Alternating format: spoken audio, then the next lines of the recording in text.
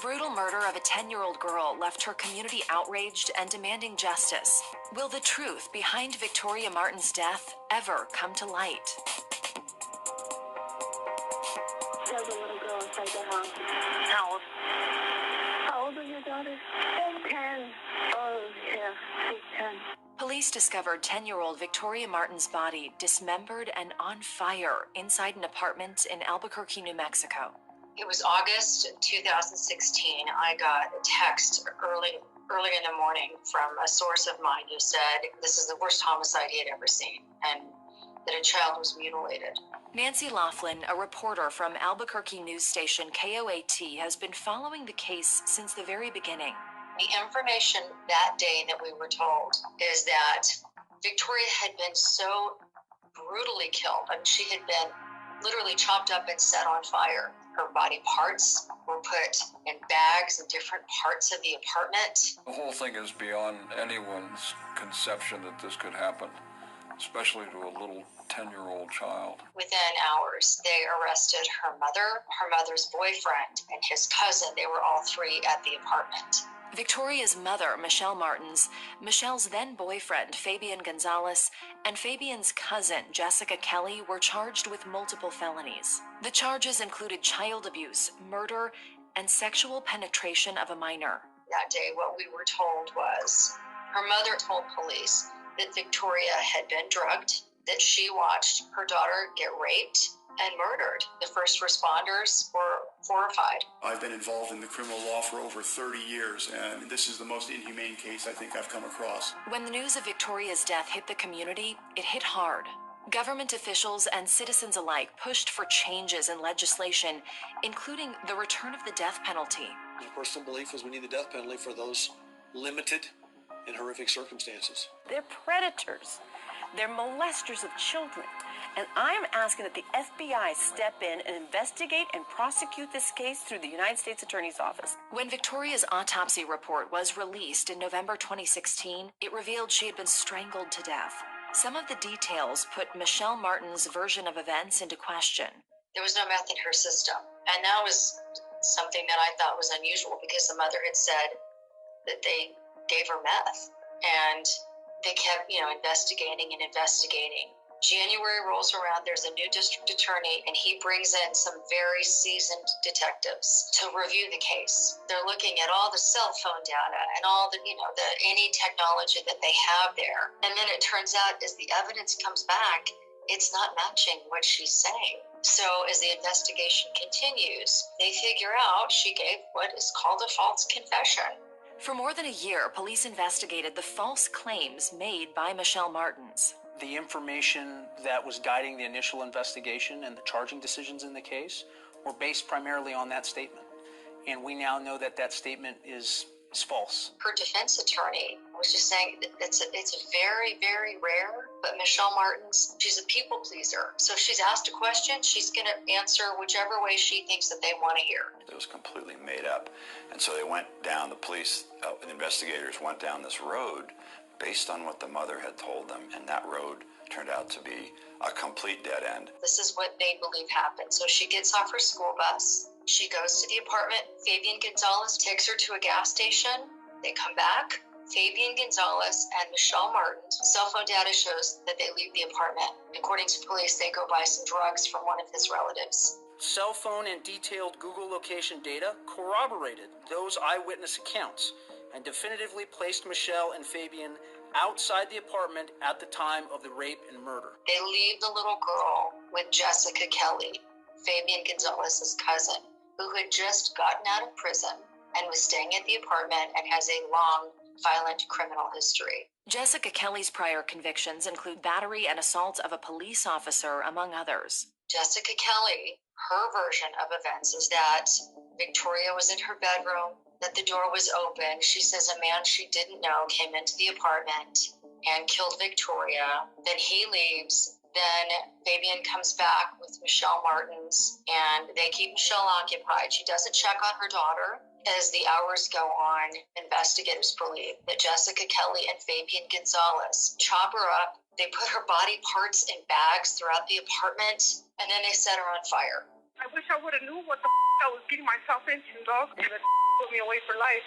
In addition to the cell phone data and new testimony, investigators also discovered male DNA on Victoria's body. There was partial DNA found on Victoria's back that didn't match Fabian. Now, his DNA was found in other parts of the apartment, but on Victoria's body, there was partial DNA from another male. They checked with all the first responders, didn't match theirs. So it's a partial DNA, so it's really difficult to match. There's a lot of emphasis that's been put on this unknown male, but at the end of the day, what do we know other than Jessica Kelly's story and the fact that there is some DNA, male DNA of an unknown origin? The murder and sexual assault charges against each suspect were then dropped. In June 2018, Michelle Martens pleaded guilty to one count of child abuse resulting in death. Mr. Martens, how do you plead? She faces up to 15 years in prison. I think it should be a wake-up call if you're a single parent and you invite strangers into your home when you have kids. Michelle Martens, Victoria's mother, she had met Fabian Gonzalez on a dating website. She didn't know him very long. He has an arrest record. She lets him move into her apartment with her 2 children, her daughter and her little boy. Soon thereafter, his cousin gets out of prison and he says, hey, my cousin's going to come live with us too. So she allows 2 people that she does not know very well to live with her children. And her little boy was with his biological father the night that Victoria was murdered. So by the grace of God, he wasn't there. No contest. In January 2019, Jessica Kelly agreed to a plea deal of no contest to multiple charges, including child abuse resulting in death. The state says that she helped dismember her, that she set her on fire, that she lets this strange man walk into the apartment. He kills the little girl, and then he leaves. Kelly will be required to testify against other suspects in the case and won't have to face a jury. She still faces up to 50 years in prison.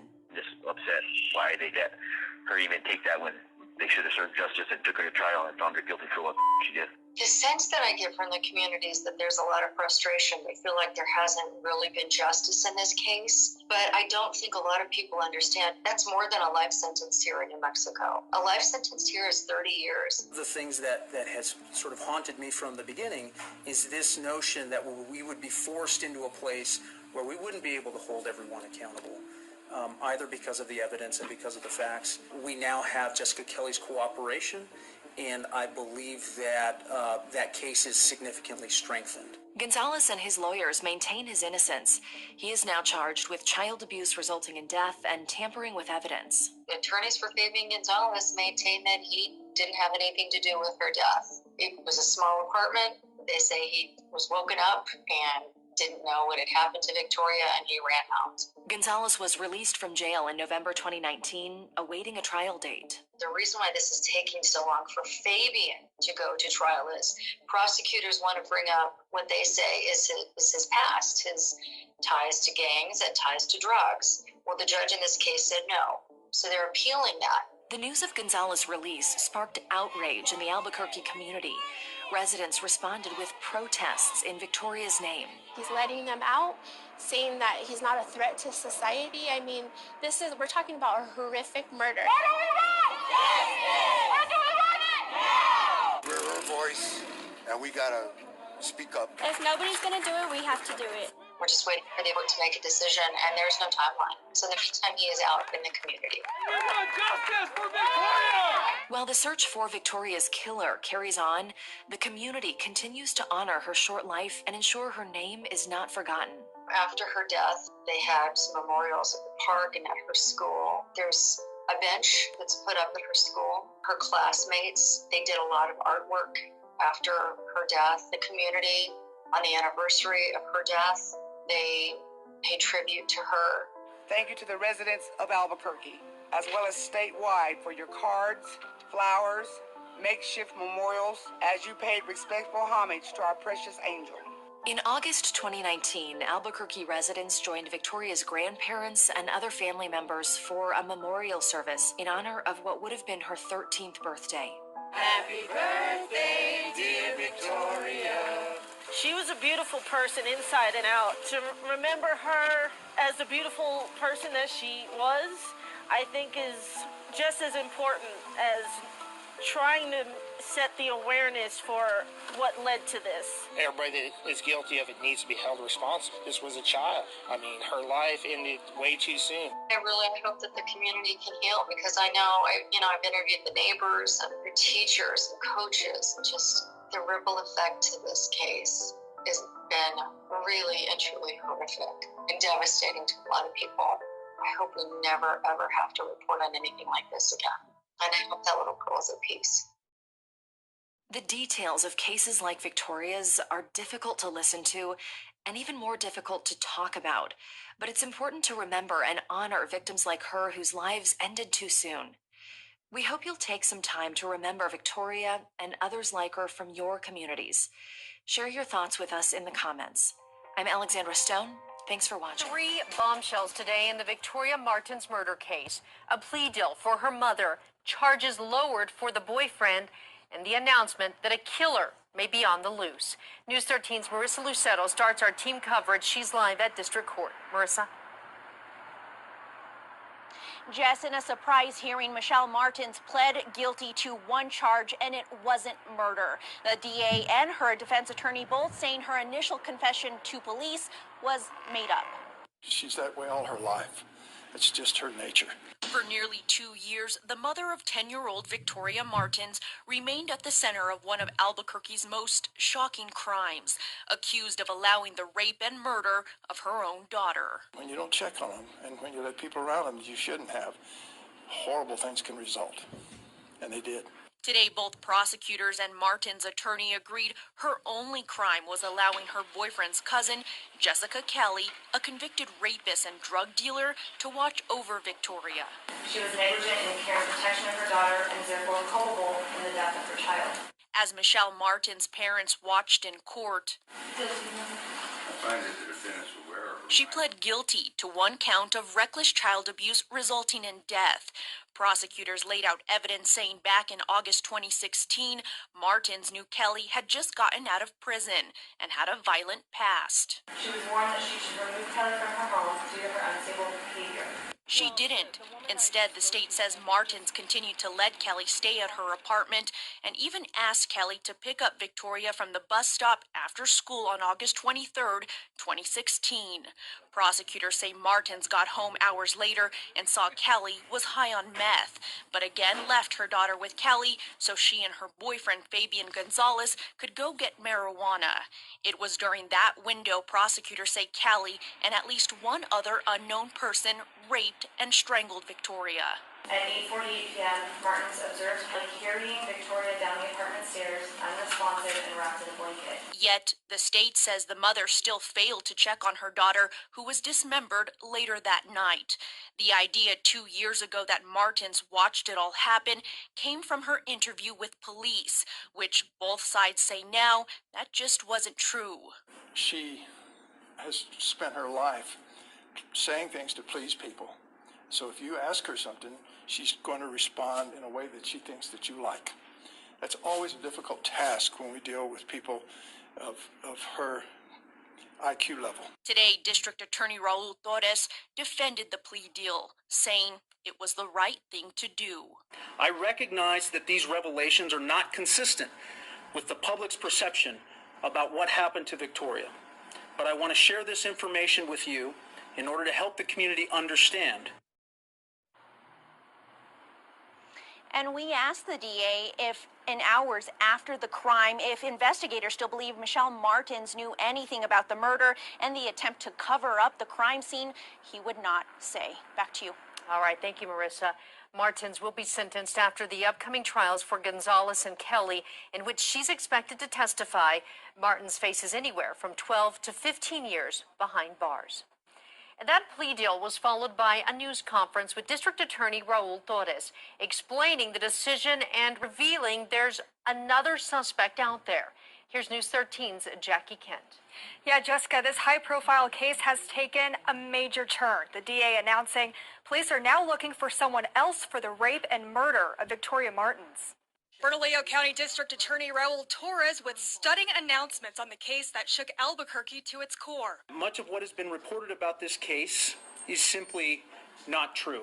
Revealing there's just no evidence Michelle Martens and her boyfriend Fabian Gonzalez were in on the murder of Victoria Martens 2 summers ago. Cell phone and detailed Google location data corroborated those eyewitness accounts and definitively placed Michelle and Fabian outside the apartment at the time of the rape and murder.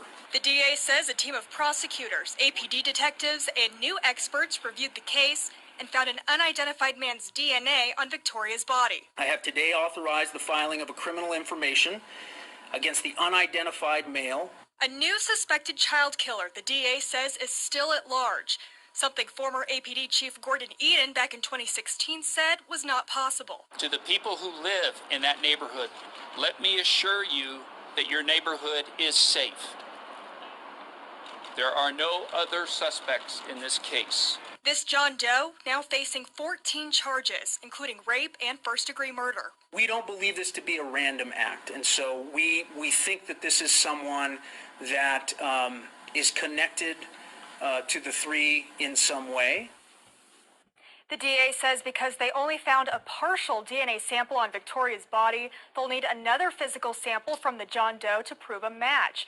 Who could that John Doe be? None of the three suspects has ever mentioned a second man in the apartment. Jessica, back to you. All right, thank you, Jackie. The DA dropped the murder and rape charges against Fabian Gonzalez, who blamed Jessica Kelly from the very start. I tried my best to protect Michelle and the baby. But what happened then? Why is there a girl that's dead? That's because Jessica Kelly did it. Gonzalez still faces up to 18 years behind bars for reckless child abuse resulting in death and tampering with evidence. Investigators believe he cleaned up the murder scene and helped dismember Victoria's body to dispose of it. They'll go to trial in October. Jessica Kelly still faces rape and murder charges and will be tried in January. How did police miss there was another killer? APD only sent out a statement today, in part saying it devoted some of its most experienced detectives to the investigation, and they've been instrumental this year in unraveling the misleading statements Martens made. This isn't the first time there's been questions about how police handled the case. The APD dropped the ball. We feel if they would have investigated, maybe Victoria will still be here with us. She definitely would have been here with us. Victoria Martens' grandparents are suing the city. The lawsuit states 5 months before Victoria Martens' death, CYFD turned a tip over to APD that her mother's boyfriend had tried to kiss the 10-year-old. The Martens' attorney says had APD bothered investigating, they would have learned that boyfriend was David Hernandez. Police say he snatched a random young girl from a parking lot. The Martens believe it would have led to CYFD taking custody of Victoria before the murder. CYFD caseworkers had received at least 5 calls about Victoria and her brother and was left wondering what more they could have done. The state promised it would make changes. Last August, a year after Victoria's death, we asked the department what changes it made. CYFD says it started a program identifying at-risk kids in an effort to stop abuse before it starts. But the CYFD secretary admitted in May her investigators failed to follow up in another high-profile abuse case. This all unfolded in district court today with prosecutors and defense attorneys presenting a surprise plea deal that would have locked Kelly up for nearly 50 years. News 13's Chris McKee was in the courtroom. He's live at district court with why the judge rejected it. Chris? Jessica, the judge essentially decided that Kelly was pleading to charges that didn't match what she says happened to Victoria Martens the night that she was killed. Walking into district court Friday, Jessica Kelly was prepared to accept nearly 50 years in prison for her role in the 2016 murder of 10-year-old Victoria Martens. All right, please. But it was Judge Charles Brown who called the deal off based on what Kelly told the court about the night Victoria was killed. Did you have any indication or idea that something was going to happen? No, not until after it happened. I can't accept a guilty plea as to count one. Count one that Judge Brown rejected was aggravated child abuse resulting in death, one of 6 charges Kelly was pleading to. Prosecutors and defense attorneys now agree on one story, that Kelly and Victoria Martens were at the girl's apartment one night 2 years ago. Were you caring for Victoria? Yes. Kelly says she was hallucinating on meth, but put Victoria to bed alive. At some point, Kelly says an unknown man came into the apartment and asked for her cousin, Fabian Gonzalez, by his nickname. He asked for Fable. Kelly claims she told that unknown man it was only her and Victoria at home, and that man went to Victoria's room and killed her. Prosecutors argue Kelly put Victoria in danger by letting that man go to Victoria's room. Prosecutors also claim Kelly knew people wanted to hurt Fabian Gonzalez or people around him over a fight involving drugs. She knew or should have known of the substantial and foreseeable risk that this individual posed to Victoria Martens. That flies in the face of all reason and common sense. You're asking that Ms. Kelly be somehow a mind reader.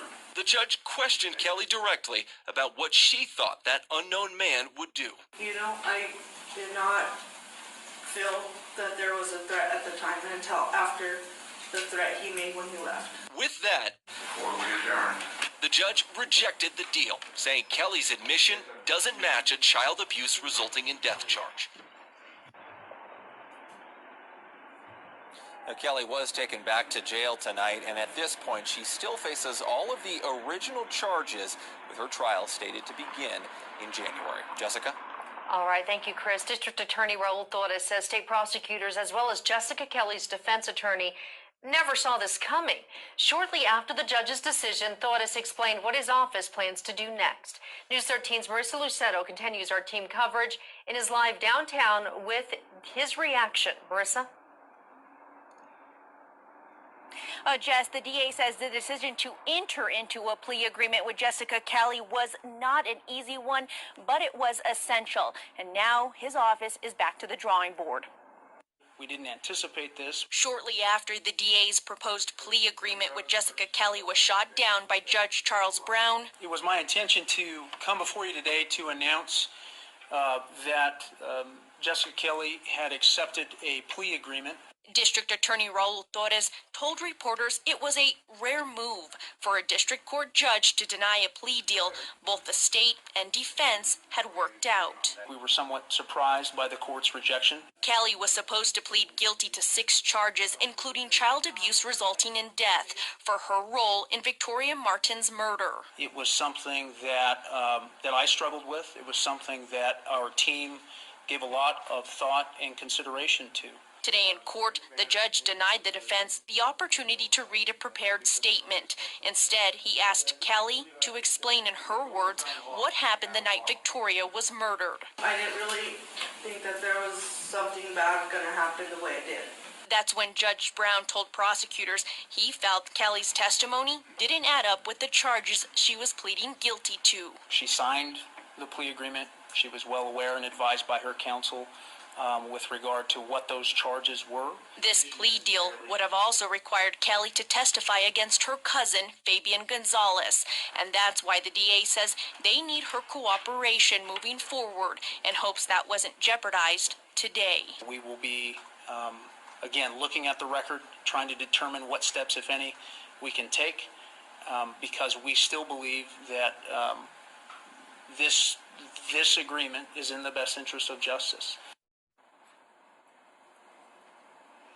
And after today's ruling, the DA's office is now looking at all viable options. One of those includes filing a motion to reconsider. Again, that would go up in front of Judge Charles Brown. Back to you, Jess. All right, thank you, Marissa. Today, the DA's office released a formal new narrative giving a new version of what happened. Prosecutors describe how Kelly feared someone was driving by the apartment looking for Gonzalez that night before the unidentified man came upstairs and strangled Victoria, then threatened Kelly and her kids if she and Gonzalez didn't clean up the crime scene. It describes Gonzalez and Martens going on a meth spree before arriving home, and then Kelly and Gonzalez distracting Martens so she didn't know her daughter was dead, having her cook dinner and then putting her to bed so they could dismember and dispose the body. As everyone's aware, Fabian Gonzalez's trial is in next month, and so we are still preparing for that. Without Jessica Kelly, that trial becomes far more complicated and far more difficult. Fabian Gonzalez is slated to go on trial on October 15th. Prosecutors dropped the rape and murder charges against him, but he's still charged with child abuse resulting in death for leaving Victoria with his cousin Kelly, a convicted rapist and drug dealer. Gonzalez claims he shouldn't be charged because he's not Victoria's guardian. But prosecutors point out that Gonzalez cooked for her, called her mija, even bought her a kitten.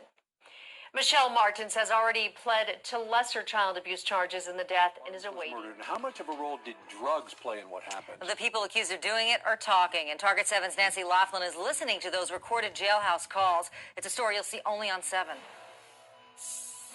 I wish I would have knew what the I was getting myself into, dog. What she got into turned out to be one of the most horrific crimes ever in New Mexico.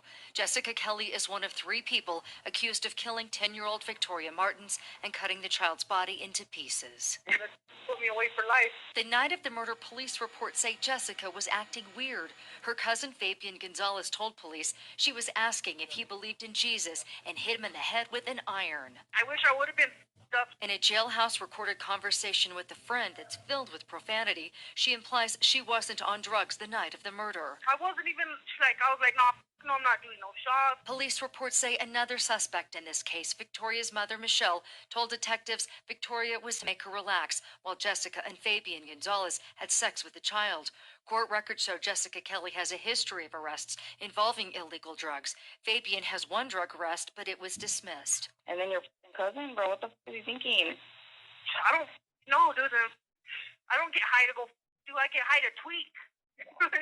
Even though 3 different police reports state the little girl was given meth before she died, medical examiners refute that, saying Victoria only had alcohol in her system. Jessica seems interested in what that autopsy says. Public, have you read it? Huh? The autopsy? Yeah, no. It's public. When police got to the apartment, they say they found Victoria's body on fire in the bathtub. And they say Jessica Kelly was jumping from the balcony of the apartment. I slid off the fucking top floor. Like, I didn't, jump. They make it seem all bro. Man, this is dumb. I slid off, fool, and I f***ed up my right leg. I, jammed it together, you know. I broke my ankle, my leg, and f***ed up my, joint. Because it all shattered. In these jailhouse phone calls, Jessica repeatedly tells her family she believes she will get out of jail and be back home. In one conversation, her mother says Jessica was at Victoria's apartment that night for a reason. Maybe God had you there to expose Fabian, and I think that's what it is. You just heard Jessica's mom on the phone. She has gone to see her in jail. Another relative was at her last court hearing and got tossed out of the courtroom. Tomorrow night at 10, hear what Jessica has to say about that and the injury that still impacts her now.